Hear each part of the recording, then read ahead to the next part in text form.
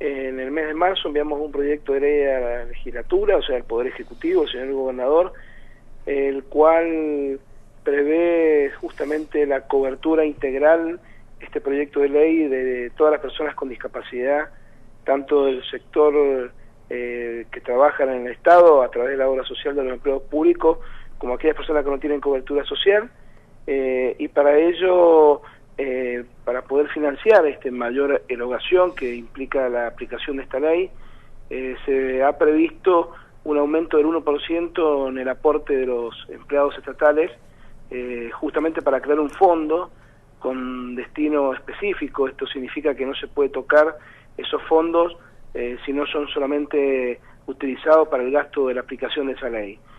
Además, con el presidente de la Cámara de Diputados, el ingeniero Jorge Tanús, con el diputado Arenas, han propuesto también que se integre ese fondo con el aporte de los jueces, que hoy han, justamente a partir del año 2000, que se le dio la posibilidad de que se retiraran de la obra social, hoy no están aportando. Así que la idea, bueno, es justamente poder solventar esta mayor erogación a través de este fondo creado con el aporte de los empleados.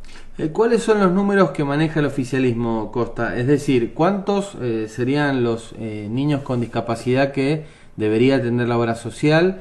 ¿De cuál es el monto que se estima provocaría esa atención a estos niños con discapacidad? ¿Cuáles son los números que manejan ustedes? Sí, a ver, esto no es solamente para los niños, esto es para todos los discapacitados. Bien. Acá tenemos, si querés lo podemos dividir en dos sectores. Sí. Uno son los chicos que lamentablemente por su grado de discapacidad no pueden manifestarse por sí mismos y lo hacen a través de los padres, y están todos los demás discapacitados que justamente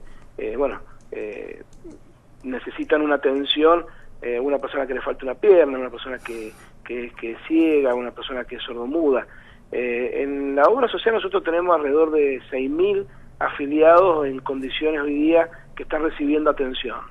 El gasto aproximado, nosotros hemos hecho un cálculo, es difícil determinarlo porque hay afiliados que hoy tienen doble cobertura, o sea, tienen una cobertura de una obra social nacional y una obra social y la nuestra, porque el padre trabaja, por ejemplo, en el comercio y la madre es maestra, y por lo tanto su discapacidad está siendo atendida por la obra social nacional y no por la OSEP.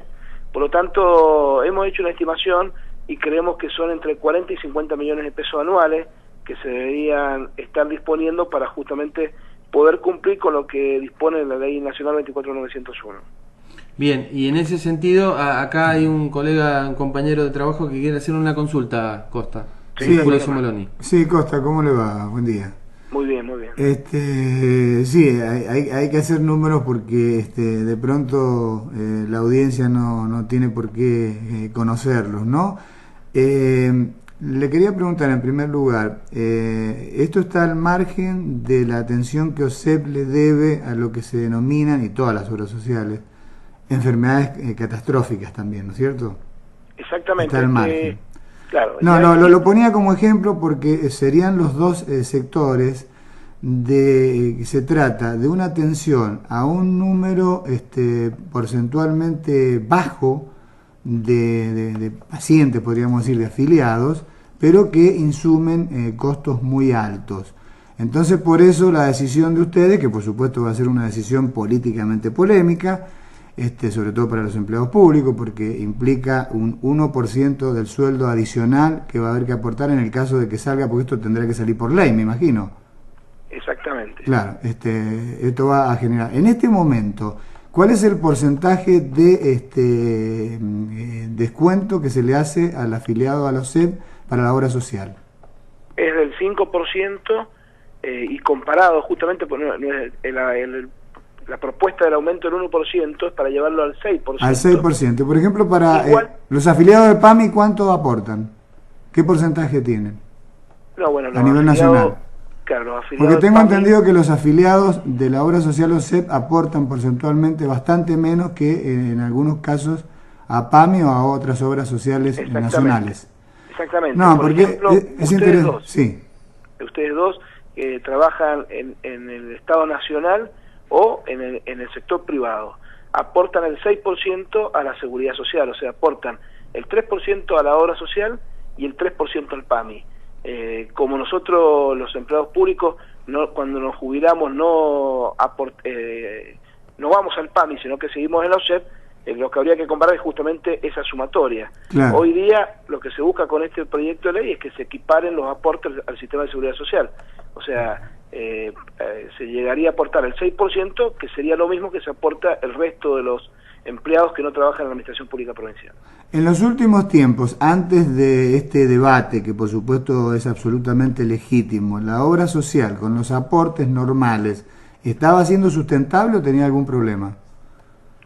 Nosotros cuando llegamos, la obra social le faltaban entre el 7 y el 10% de su presupuesto, que era financiado lamentablemente por el resto de los mendocinos que no pertenecen a la obra social. En la gestión anterior de Marcelino Iglesias tenían que pedir entre 30 y 50 millones de pesos anuales, que eran transferidos del presupuesto provincial en beneficio de un grupo nomás de mendocinos que eran los afectados a la obra social. Nosotros hemos equilibrado esos números y durante estos 4 años nunca hemos pedido fondos a la obra social, pero al Estado provincial, pero lamentablemente ese ahorro que hemos logrado no es suficiente para poder cubrir este mayor gasto en discapacidad.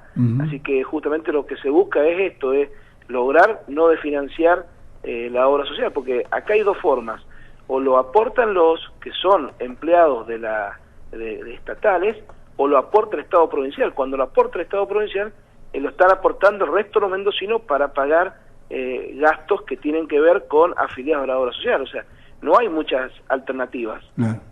Y para hablar porcentualmente, usted recién calculó en alrededor de 6.000 los afiliados potencialmente que deberían ser tratados por temas de discapacidad, aunque usted también aclaró que un sector de esos 6.000 son tratados por otras obras sociales debido a la afiliación del padre o de la madre.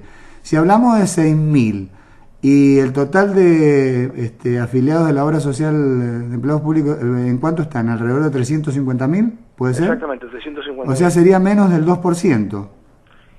Son 6.000 son los que hoy día nosotros estamos dando atención. Sí. Nosotros creemos que puedes llegar a esa suma superando a los 10.000 claro. afiliados que tengan problemas de discapacidad claro. y que necesiten cobertura integral en lo que es medicación, atención médica, cirugía, prótesis. Así que, bueno, pero nosotros estamos convencidos de que con ese fondo que se va a crear vamos a poder cubrir el 100% de lo que disponga la ley provincial, que seguramente va a contener los mismos principios que la ley nacional. O sea, estamos hablando de números racionales y posibles, no es una cosa, digamos, ideal, sino algo posible. No, totalmente. Lo que es imposible es hacerlo sin financiamiento. Claro, claro. Un dato importante para ponerlo en el contexto. La ley nacional, la 24901, establece un sistema de financiamiento para las obras sociales nacionales.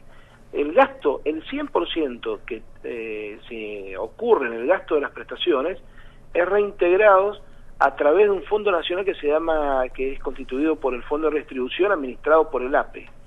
Pero esa ley nacional dejó afuera todas las provincias. Por eso en el artículo 8 le dice, mire, yo no le voy a dar financiamiento a las provincias, y por lo tanto dicten su propia ley, y que seguramente ustedes tienen que resolver cómo lo van a financiar, porque sí se le da financiamiento a cualquier obra social nacional, pero no a las provinciales. Por eso es que hay que tener una ley provincial, porque si no vamos a estar obligándonos a prestar los servicios que son legítimos y que hay que hacerlo, pero sin financiamiento. Costa, lo llevo a un tema y me gustaría que dejáramos las cuestiones partidarias de lado y hablemos exclusivamente de OSEP. Durante las dos gestiones que fueron consecutivas de Marcelino Iglesias, se alentó la posibilidad de afiliar a la OSEP a trabajadores que no pertenecieran a la administración pública, con el afán de captar nuevos ingresos. Yo no sé cómo habrá funcionado eso, y si ustedes están en esa misma tesitura o eso sería complicar las cosas. Yo le voy a decir mi opinión personal. Mi opinión personal, sí. Yo creo que no es conveniente Nosotros creemos que esta es una obra social de los empleados públicos. El empleado público hace un aporte solidario, es un porcentaje de su sueldo, mientras que los que ingresan a través del sistema de afiliación voluntaria dejan de ser solidarios porque aportan un valor fijo, independientemente de sus ingresos, por lo tanto, y reciben las mismas prestaciones. Por lo tanto, nosotros creemos que justamente una obra social se mantiene a través de la solidaridad de sus trabajadores, de sus aportantes, y esto pone en un pie de desigualdad respecto de los que justamente son el sentido de ser de nuestra obra social. El 95% de nuestros afiliados son empleados estatales o jubilados del Estado provincial y su grupo familiar primario. Nosotros no hemos hecho nada para que no... En realidad sí, hicimos una modificación hace 2 años, bajando la edad de afiliación voluntaria, pasando de 65 a 45 años. Eso es lo único que hemos hecho. Eso lo hicimos en base a un estudio científico médico que determinaba que las personas que ingresaban con más de 45 años a la obra social tenían una erogación que lamentablemente sus ingresos que hacían a la obra social a partir de los 45 años en el promedio no alcanzaban a cubrir el gasto que tenían durante su vida que estaban en la obra social. No sé claro. Sí, a medida que el afiliado tiene mayor edad es más demandante, desde luego. Exactamente, entonces por eso lo que nosotros hicimos fue bajar la edad de afiliación, o sea, uno puede ingresar a la obra social, pero si tiene menos de 45 años. Perfecto. Muy bien, Marcelo Costa, muchas gracias, que tenga buen día. No, muchas gracias a ustedes, que tengan buen día, hasta luego. Hasta luego.